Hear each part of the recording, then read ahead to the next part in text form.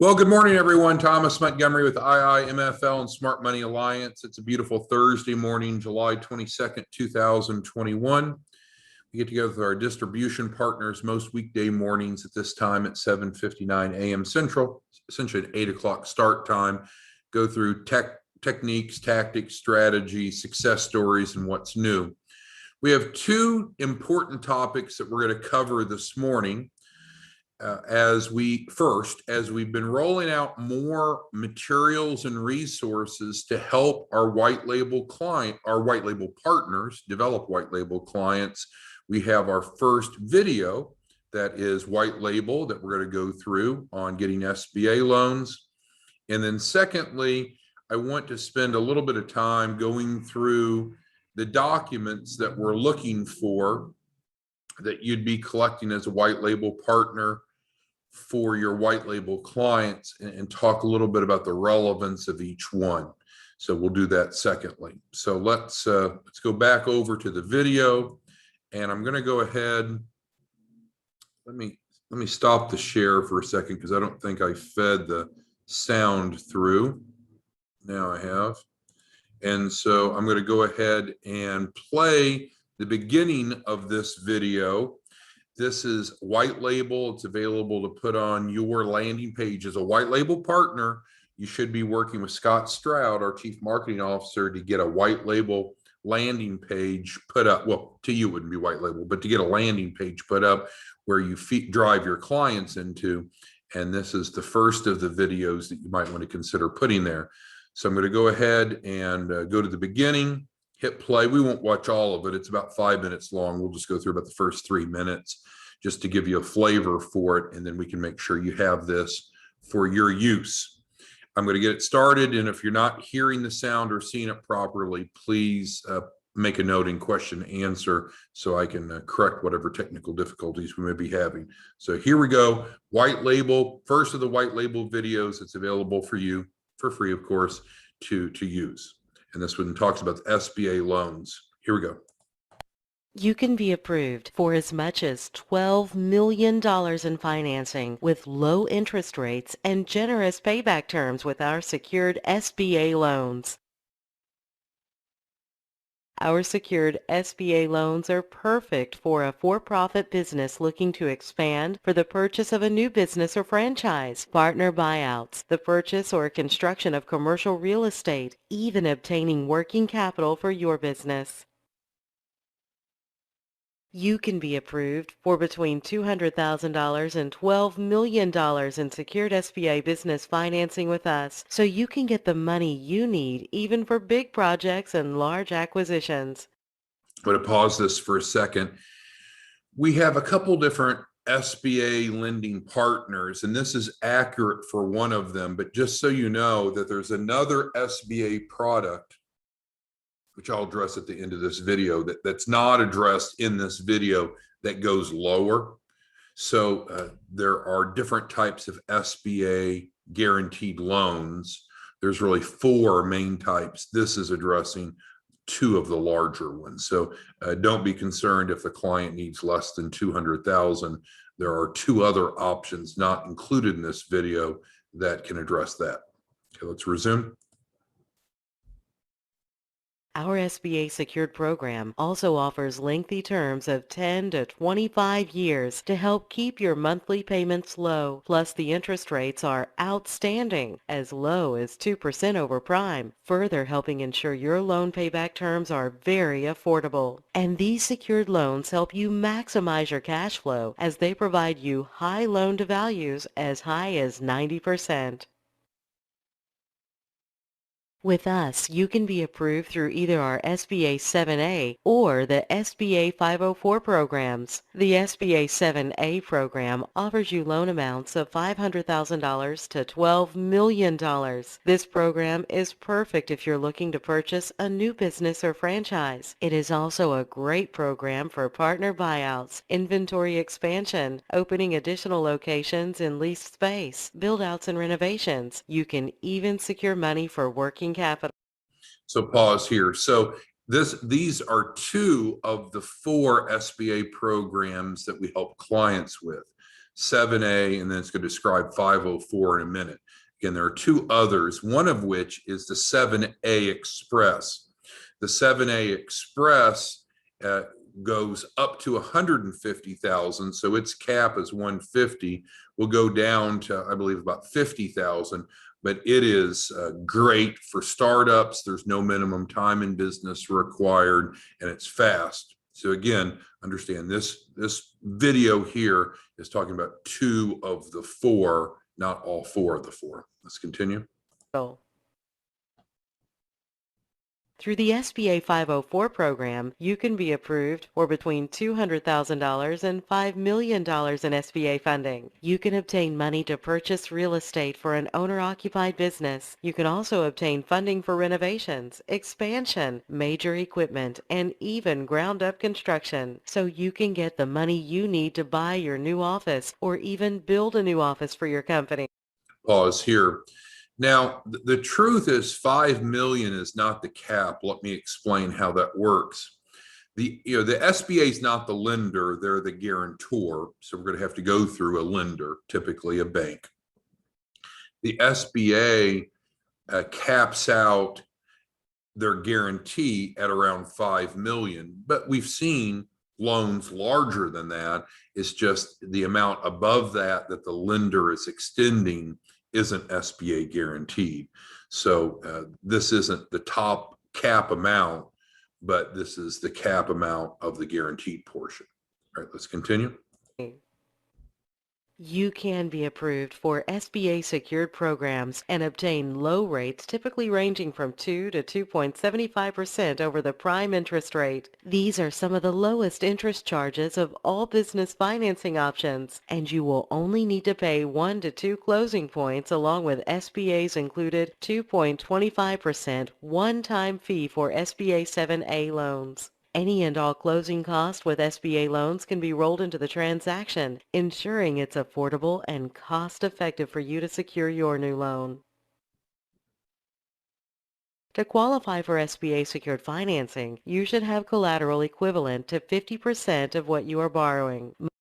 It's going to go in and talk about some of the requirements, but, and as Sherry's asking in the chat, there are different criteria for each of the loan programs of the 4 SBA type of guaranteed programs. Sherry asked about the minimum credit requirements, and it's typically a 160 FICO SBSS is the answer to Sherry's question. But the video goes on, but the bottom line is it is a white label. We can see the end call to action that it doesn't, let me go back to this so you can see the end of it. Business financing.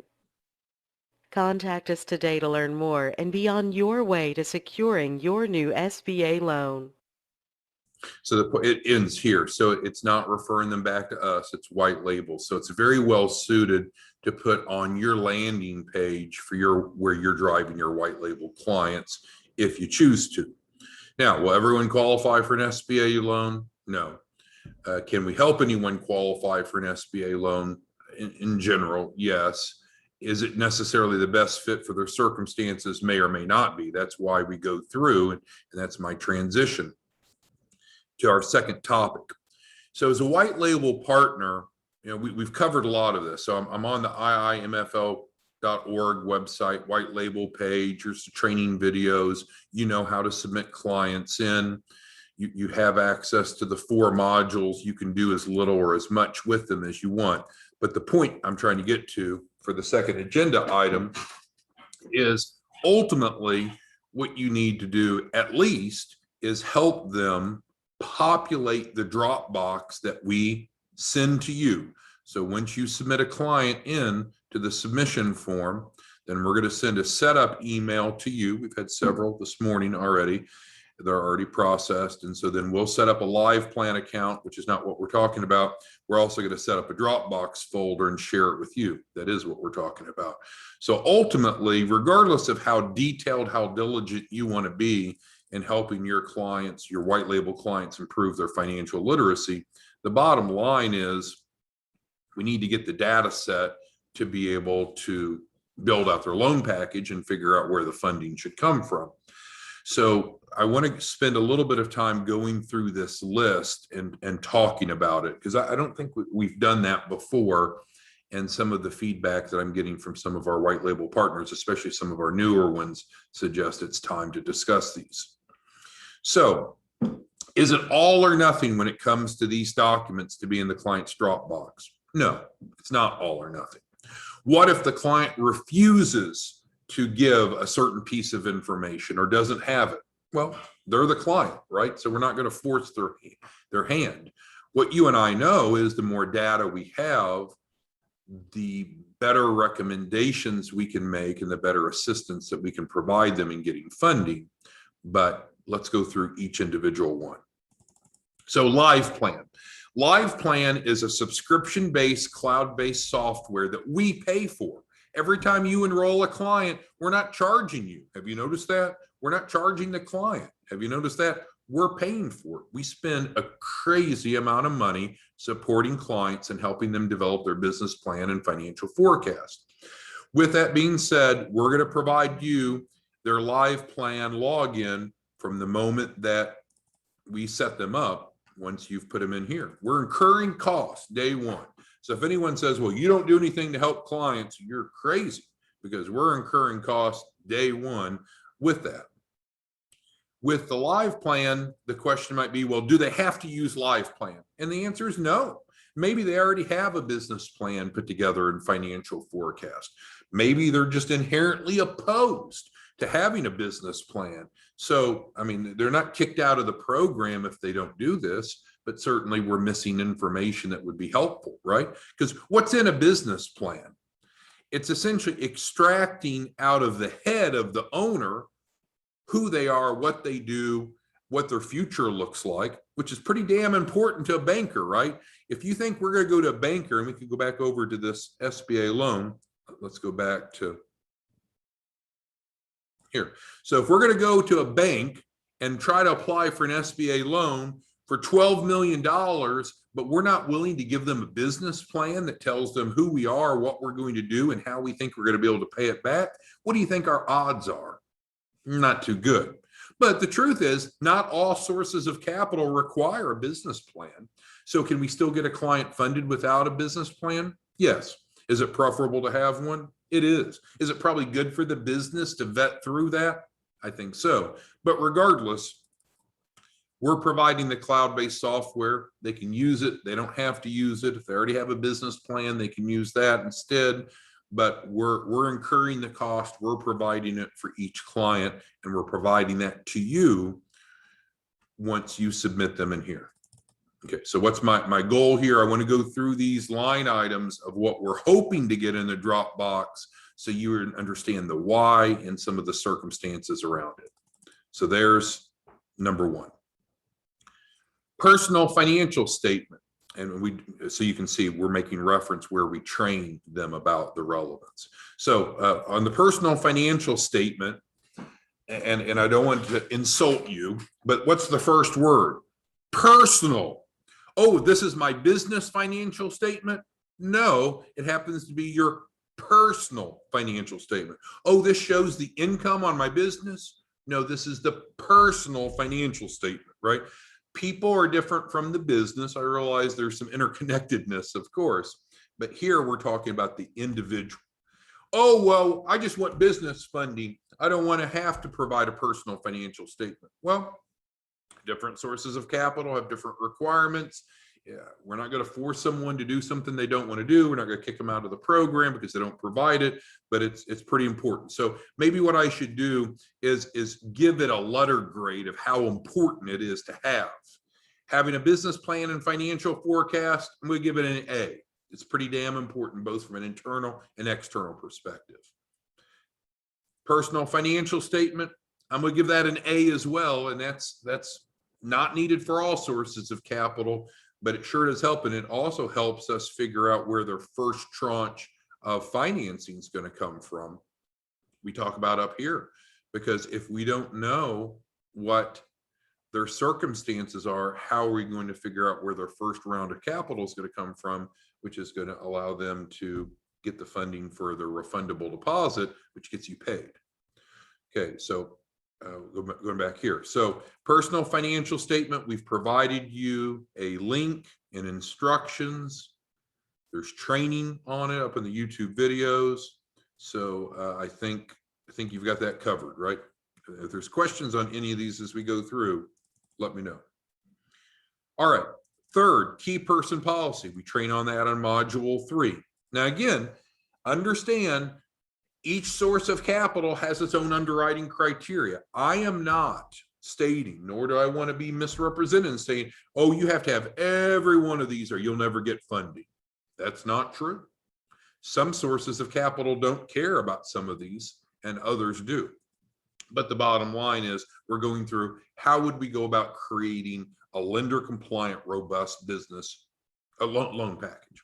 All right, so key person policy, we talk about module 3, and there's training on that right here, so I won't spend a lot of time. Fourth, personal income taxes for the past 3 years. Oh, I haven't filed taxes, or I'm 18 years old and I haven't filed but one tax return, whatever it is. If they have it and they're willing to provide it, they should provide it because it's part of the data set. But again, not all sources of capital required. Business income tax returns. What drives me crazy, and I've probably been doing this too long, is they'll say, well, I'm a startup. I don't have 3 years of tax returns. Well, of course not.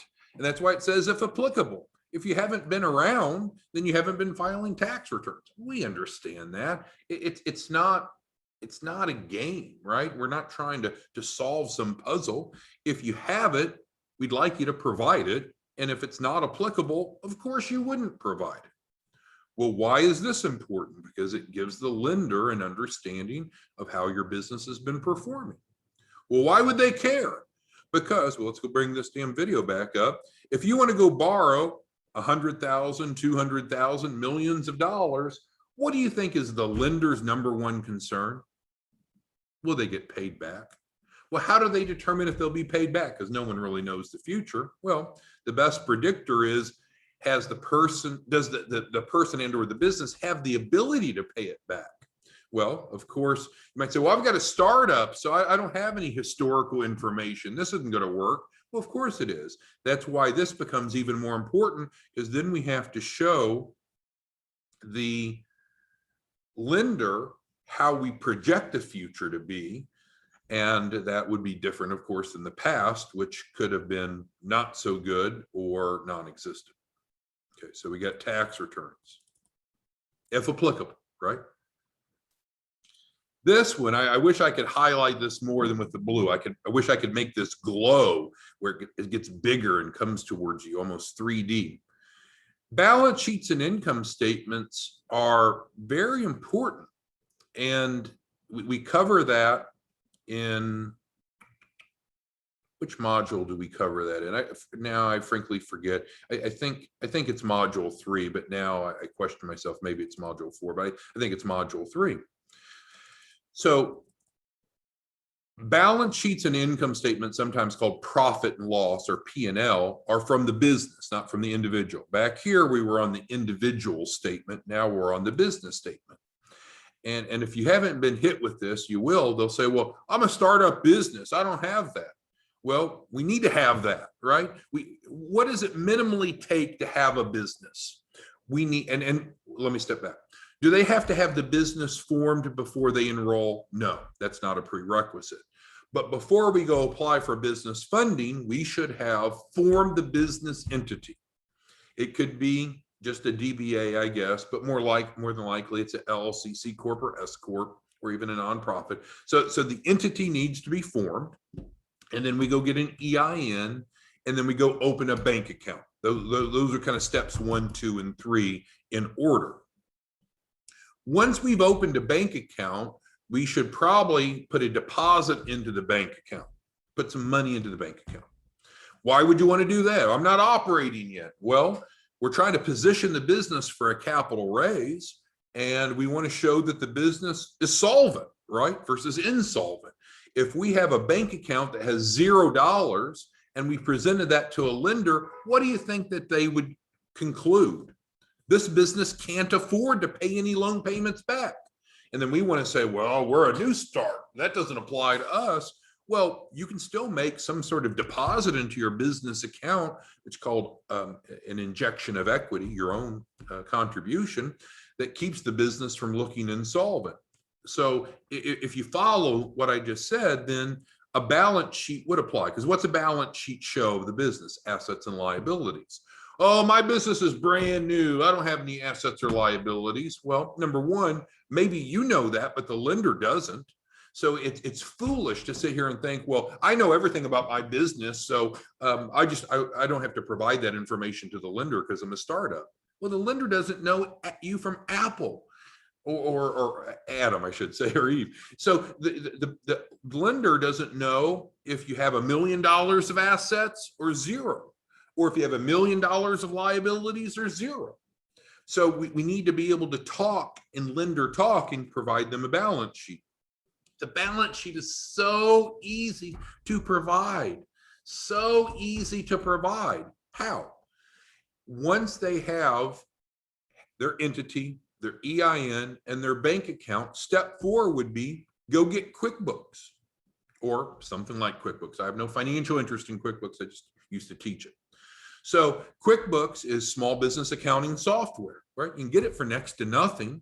And for most banks, you can link your business bank account. The data downloads in. In the old days, we used to have to manually enter everything. And if the data is in and set up correctly, granted in QuickBooks, then producing financial statements is a snap of the finger. It's just a report. You open up QuickBooks, you go to reports, and you'll see balance sheet. And you can pick a date.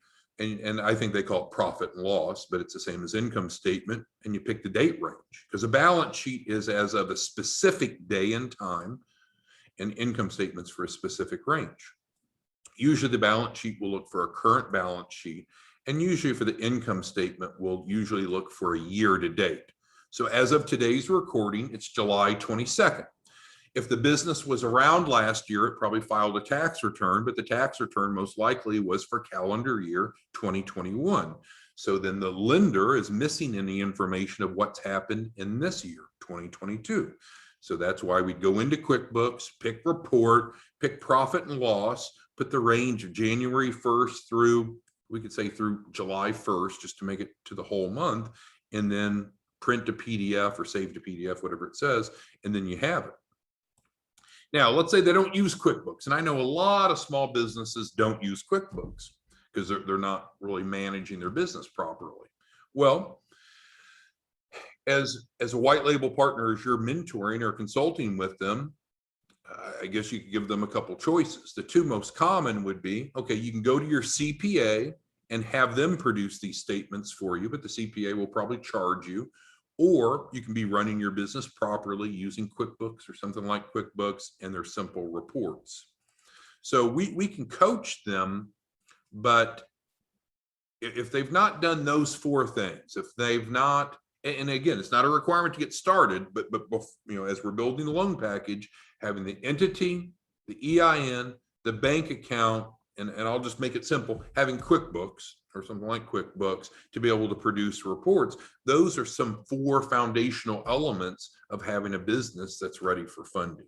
So if you have any questions on that, let me know. But you're going to probably run into, like I do so often, well, I'm a startup business. This doesn't apply to me. Hell yes, it does. Because you're asking for a business loan. Let's pull it up again. We're going to the bank asking for hundreds of thousands or millions of dollars. You don't think that they need to know where is your business at? What are the assets and liabilities? What's the income and expenses? And even if they say, well, I have none of those. Well, we still need to be able to show that to the lender. Just because you're smart and you know everything about your business doesn't mean that the lender knows anything about your business. And we need to talk to them in financial terms using financial instruments, right? Personal bank statements for the past 3 months, and then business bank statements. I can't tell you how often I see clients that just mix these together, or they'll upload to Dropbox. You know, this is what we're talking about, loading Dropbox, and all I see are personal bank statements. And I'm like, well, your business has been operating, right? Yeah, yeah. Well, you provided no business bank statements. Oh, it's all together.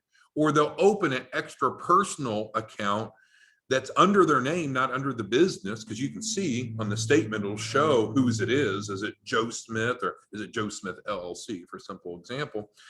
We need to have a business bank account that we track our revenue and expenses in. It's not that hard, right? It was step 3 of that 3-step process. Open and form an entity, get an EIN, go to the bank. Okay, if there's any questions on that, let me know. All right, then we're on copy of driver's license that proves identity, and that's going to be relevant for every owner with 20% or more. So you see the asterisk, I skipped over it before. But generally in the lending funding world, anyone that owns 20% or more of the business, we need to be gathering their information as well. Oh, I don't want to provide that, and I've got another business partner. Well, I guess you could reduce your ownership to 19%, let the other owner own 81%, and then we're only dealing with the majority owner, but in general. And so that's really the same for that key person policy. There should be an asterisk by it. If there's every owner more than 20 that owns more than 20%, most likely should have a key person policy as well. There should have been an asterisk behind there.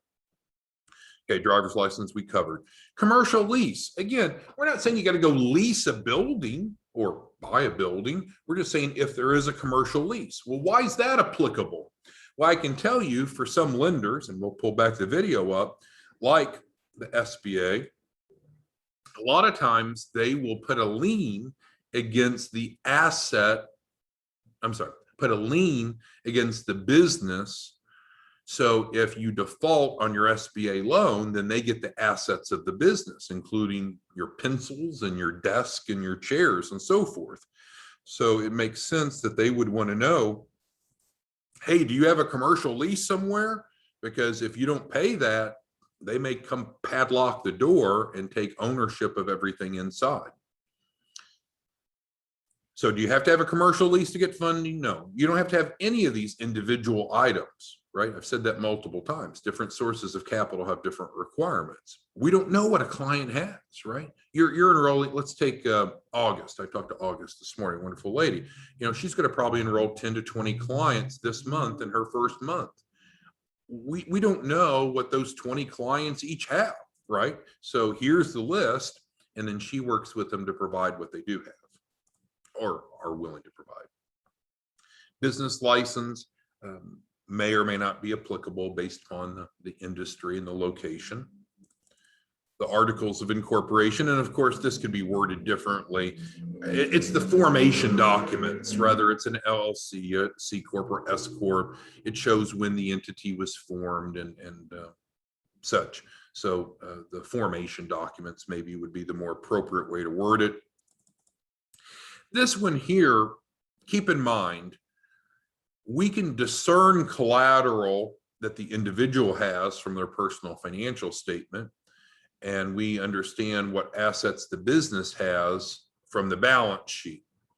Those are assets, and the lender may or may not need collateral and may or may not care about those. But what we're asking for on this bullet, is there anything else that we need to know that might make a difference? Do all sources of capital require collateral? No. Do some? Yes. So before we can make an educated recommendation of where we're going to go for funding, which is the capital acquisition plan that happens after the drop box is populated, it's helpful for us to know this. May not be applicable. Maybe they don't have anything above and beyond what's disclosed. I had a client yesterday, and I even went back to the white label partner, and I didn't mean to come off like a prick, but the client submitted a personal financial statement that said they have $0 cash. Now they had other assets, but they had $0 cash. So, I mean, things got to be pretty tight. I know most of America, most of us live paycheck to paycheck, so I'm not throwing judgments out there, but to go on record and tell that lender, I am stone cold broke. If I had to buy a Diet Coke right now, I couldn't do it. I don't have money for a Diet Coke. So the bottom line is we need to understand where the client's at. And if you're doing a good job, you're helping collect this. Because what's the most important part? Well, there's two most important parts. You need to generate clients, right? If you don't generate clients and submit them in, you're not compliant with our agreement, you're not making money, you failed. But that's easy to succeed. There's so much demand, and we've made the process simple enough. The second is collect whatever data you can so we can figure out how to get their capital raise put together, because that's what the client wants, right? The client came probably not to learn a bunch of financial literacy topics. They want funding. Well, how do we figure out the funding? It's through the data. Okay, and then last bullet here is a resume or bio. Do they have to provide this? No. Do all sources of capital require it? No. But for some, it's relevant. And again, there's an asterisk, so that will be true for anyone with 20 or more % ownership. So let's review today. So the first thing that we covered is we have continued to provide more and more valuable information for our white label partners. A couple of days ago, we announced some flyers that we have, and we circulated those to everyone that wanted them, some marketing flyers. Yesterday, we talked about a one-day in-person training to really help your clients or prospective clients become knowledgeable. Today, we're talking about the first of the videos that's available that you could place. You could use in an email campaign, you could place on your landing page or what have you. And all of these are no cost to our white label partners. If you're not a white label partner, super simple to become one on iimfl.org/white label, this tab here. This is how you solve that. But then today, our second topic was going through these documents that we're looking for in the Dropbox, clarifying that it's not all or nothing, and maybe helping you understand a little bit more why some of these are really important. If for those of you, Helen and others, if you're requesting the video for your landing page, if you'll email me directly, thomas@iimfl.org or thomas@smartmoneyalliance.org, putting it here in the chat won't cause an action step for me. Okay, so are there any other questions about what we've covered? Because one of the white label partners I was recently talking to, I think felt a little overwhelmed, like, wow, this is a lot to get people through all of this. But understand, it's designed to kind of be plug and play. If you provide your white label clients the white label YouTube links, they can go through that on their own. You don't have to sit through them. The participant guides that you can provide them are all here, and you could send them all 4 of these modules at once. You could send them one module at a time. But the end result is we want to get them funding. And to get them funding, we need to know about their mitigating circumstances. We need to collect data. Do I have to have all the data? No, the more the better. But please, please, please don't shortcut a couple of the items. And I'm going to finish strong here on that.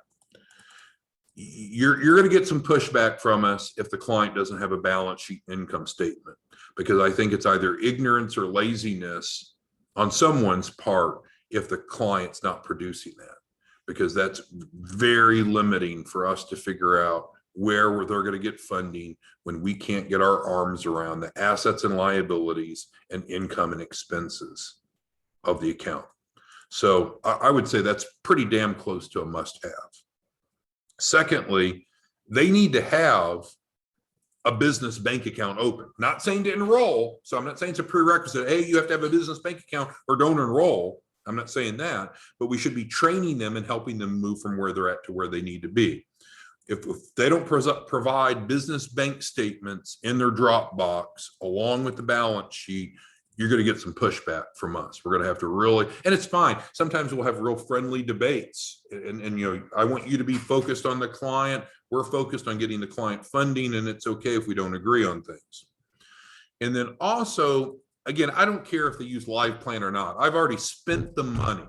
We spend so much money. I'm not venting, but we spend so much money providing Live Plan for tens of thousands of clients. If they don't want to use it, hey, it's a sunk cost to us. What are we going to do? But there's some important information in the business plan. What's something that's important? How much capital do I need? I kid you not. I was on a call with a client yesterday, and I thought it was a prank because I'm talking to the client, working on his funding, and he asked me, well, what am I going to do with this money? Like he hadn't, and then I realized he hadn't even started to work on his life plan. I don't know really why he enrolled. I guess he just wanted some money. He didn't even know what he wanted to do with it. Well, what should we do? In the business plan, we need to identify how much capital do I need and what am I going to use it for? It's under the financing needed section. You'll see it when you go into life plan. That's very important. And that's important for the client to use their money wisely, but it's important for us to figure out where the money is going to come from. Just like we looked at on this SBA video. Let's scroll over when we were getting to the 7A and 504. They didn't word it quite this way, but the 504 essentially is for hard assets, real estate, equipment, and so forth. 7A can be more loosely used, including for just working capital. We have to know what they're wanting the money for, and that's usually disclosed in the business plan to be able to raise their capital, to figure out what their capital acquisition plan is. All right, so with that, let me see what remaining questions you have, because I think we've covered it. In summary, again, we're creating new videos, and this is the first video, and it's pretty snazzy on getting up to $12 million of SBA loans. It's white label. It doesn't have any disclosure at the end, so directing them away from you. So it's great for you to email out and have them contact you. You could put it on your website and send out a text. Text very powerful, or what have you. Scott can help you with implementing that. And then again, we talked about what we're looking for in the Dropbox and maybe a deeper discussion of the why. All right, so Leo asked list of common objections and responses. So we've done this a time or two before, but we could certainly do it again soon, a role play. And maybe that's just what we'll do tomorrow. We'll plan to do that tomorrow on July 23rd. Bring your questions questions that you think clients would bring or objections, and you'll throw those out and we'll practice responding those. So that's a great point, Leo. We'll cover that tomorrow. I don't know what specific objections that you're seeing, but if you share them with us during tomorrow's training, we can help you provide good responses, but also maybe what you could do to prevent those objections from coming up. So that'll be tomorrow. Thank you, Leo. Thank you, Barry. Helen wants the video, and she knows she needs to email me for that. I can't extract very well of the chat here. All right, so, and then question is, what if the client only wants business funding, not personal? And that's fine. Different clients have different preferences, and we're going to work with them on that. And we can make note of that, but this is still the data set that we're seeking. And we'll put together a capital acquisition plan based upon what we have. Now, if there's something that we feel that's key that's missing, we may come back to you and ask you, for example, can you get that from them? But yes, I understand, Helen, that some clients are going to have some specific requirements, and they're the clients. So we'll work with them in that regard. Reggie asked, are there scripts? And so Reggie, I would recommend getting with Scott. Scott has scripts, templates, and all of that. And then make sure that you've gone through these videos. Reggie's one of our newest white label partners. He's one of 4 or 5 that joined yesterday. Okay, so with that being said, we will be back tomorrow, same time, same place. And based upon Leo's comment, what we're going to focus on tomorrow are questions and answers, overcoming objections. So your job will be to bring common objections that you see. My job will be to help you do 2 things: how to best respond to them legally, ethically, morally, and successfully. And then secondly, to evaluate maybe what you've done wrong, if anything, or could do better to avoid that objection from even coming up. That'll be tomorrow. All right. Thanks, everyone. Have a great day. See you soon. Bye.